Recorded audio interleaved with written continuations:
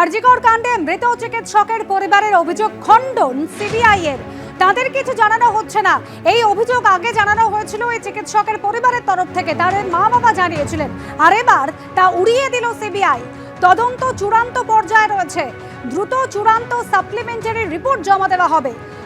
তদন্তে যদি তথ্য প্রমাণ লোপাট করা হয় বা ধামাচাপা দেওয়া হয় তার উল্লেখ থাকবে রিপোর্টে। আর কি বলা হচ্ছে সিবিআই তরফ থেকে, প্রকাশ সিনহা আমাদের প্রতিনিধি সরাসরি রয়েছেন আমাদের সঙ্গে। প্রকাশ, দেখো, আমরা দেখতে পাচ্ছি শিয়ালদা কোর্টে আমরা রয়েছি এবং আর কিছুক্ষণের মধ্যেই মামলার শুনানি শুরু হবে এবং মা বাবা তিনি কিন্তু কোর্টরুমের ভেতরে রয়েছেন।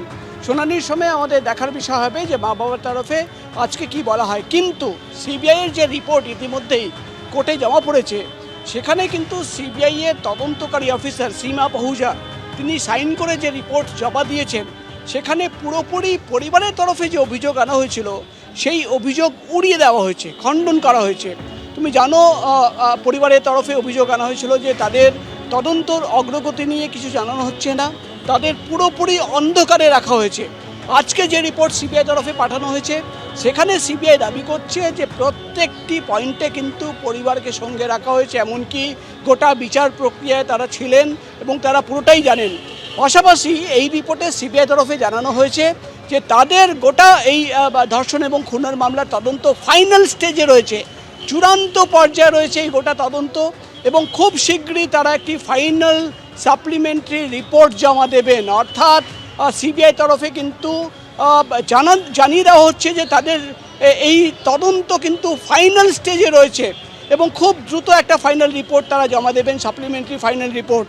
এবং সিবিআই তরফে জানানো হচ্ছে, তুমি জানো এর আগে বারবার যখনই শুনানি হয়েছে সিবিআই তরফে একাধিক অভিযোগ আনা হয়েছে সন্দীপ ঘোষ টালা থানার প্রাক্তন ওসির বিরুদ্ধে, যে তারা ধামাচাপা দিয়েছেন, তারা তথ্য প্রমাণ লোপাট করেছেন, এমন এভিডেন্স তাদের হাতে রয়েছে। কিন্তু দেখার বিষয়ে যেটা, যে আজকে যে রিপোর্ট সিবিআই তরফে জমা দেওয়া হয়েছে, সেখানে সিবিআই তরফে লেখা হচ্ছে যে তারা ফাইনাল রিপোর্ট জমা দেবেন। কি তদন্ত করছেন? তারা তদন্ত করছেন যদি কোনো তথ্য প্রমাণ নষ্ট করা হয়েছে, যদি কোনোভাবে এই বিষয়ে ধামাচাপা দেওয়া হয়েছে, অর্থাৎ ইফ এনি ওয়ার্ড সিবিআই তরফে এই রিপোর্টে ইউজ করা হয়েছে। অর্থাৎ আমরা দেখলাম যে এতদিন ধরে সরাসরি যে সিবিআই তরফে অভিযোগ আনা হতো যে ধামাচাপা দেওয়ার চেষ্টা হয়েছে, তথ্য প্রমাণ লোপাট হয়েছে, আজকে কিন্তু এই রিপোর্টে একই কথা বলা হচ্ছে, কিন্তু তার সঙ্গে ইফ এনি ওয়ার্ড ইউজ করা হচ্ছে, অর্থাৎ যদি হয়ে থাকে, যদি তথ্য প্রমাণ নষ্ট করা হতে পারে। অর্থাৎ সব মিলে কিন্তু আজকে রিপোর্টে সিবিআই তরফে পরিষ্কারভাবে পরিবারের যে অভিযোগ সেটা উড়িয়ে দেওয়া হলো।